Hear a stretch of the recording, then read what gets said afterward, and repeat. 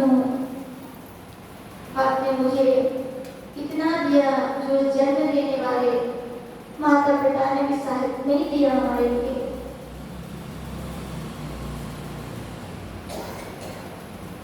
बस बुद्धि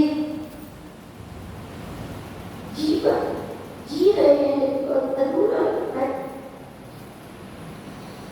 जब कभी दिन तो उनकी शिक्षाओं में सही बताए मेरी ताकत नहीं है कि मैं सुबह प्रवचन करूँ कि दोपहर में करूँ कि शाम को करूँ, बस करती हूँ, मेरा मन लगा रहे। लेकिन रात में जब कभी नींद खुल जाती है ना तो सोना बड़ा मुश्किल हो जाता है।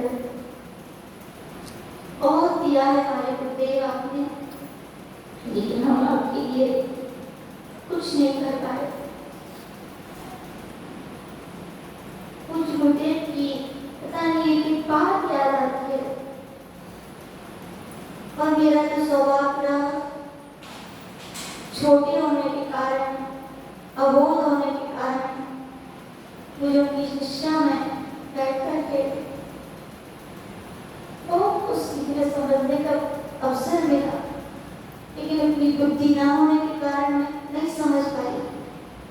लेकिन आज की एक बात मुझे बहुत याद आती है। आतिशी, आप जहाँ भी हो मुझे नहीं मालूम कितनी उत्कृष्ट अवस्था आपने प्राप्त की है, लेकिन जहाँ भी आपने विश्वास दिलाया था, अंतिम दर्शन में भी जब चातुर्मास खत्म होगा तो अमरावती से आपको तुम्हारे लिए लेके चलेंगे। आतिशी, अमरावती से ले जाओ या ना ले जाओ, लेकिन जब मोक्ष हो इस संसार के दर्द से अपने साथ जरूर ले चलना।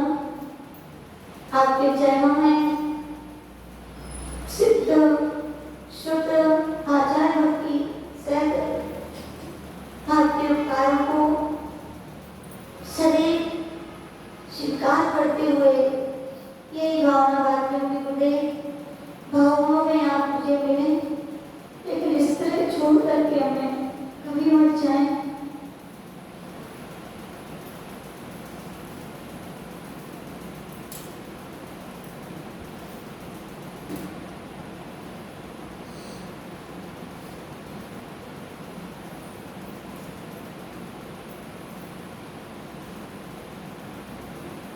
आतिशी को तो आप सभी ने भी देखा ही है, माँ वात्सल की मूर्ति थे, बाल वृत्तों के वो चरित्र कहलाते हैं।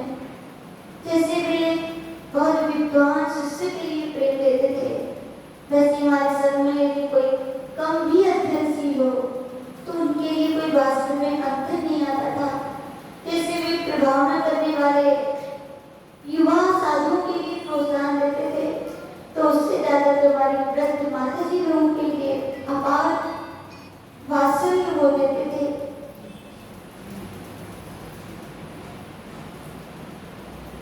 उनके उपकारों के विषय में तो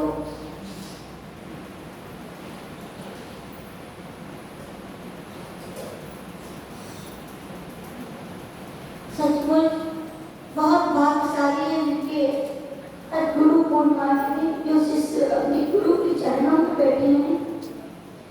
सत्य है, गुरु जिनके जीवन में नहीं होते, देख लीजिए, एक राम भी थे, एक रावण भी थे। रावण कोई कम विद्वान नहीं था, लेकिन गुरुदेव कहते थे रावण को हनन हुआ किस कारण से, क्यों?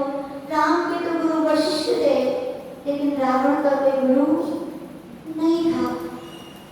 गुरुजन दिव्य सूर्य, दिव्य चंद्रमा, दिव्य जो प्रकृति की जो नदी पहाड़ होते हैं, जो सबके लिए होते हैं, सबके लिए एक सा प्रेम बांटते हैं, वैसे ही मेरे गुरुदेव सबके लिए एक सा प्रेम, एक सा वात्सल्य दिया करते थे। पूज्य गुरुदेव ने एक बहुत अच्छी, मतलब उनके जीवन से हम लोग ने देखा कि उन्हें बहुत छोटी उम्र में सारे बड़े बड़े काम कर दिए।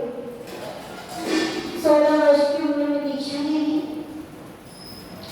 19 वर्ष में मुनि दीक्षा ने ली, 29 वर्ष में आचार्य बन गए। 60 वर्ष की उम्र में 550 शिष्य शिष्यों के अधिनायक बन गए। 150 से लेकर समाधियां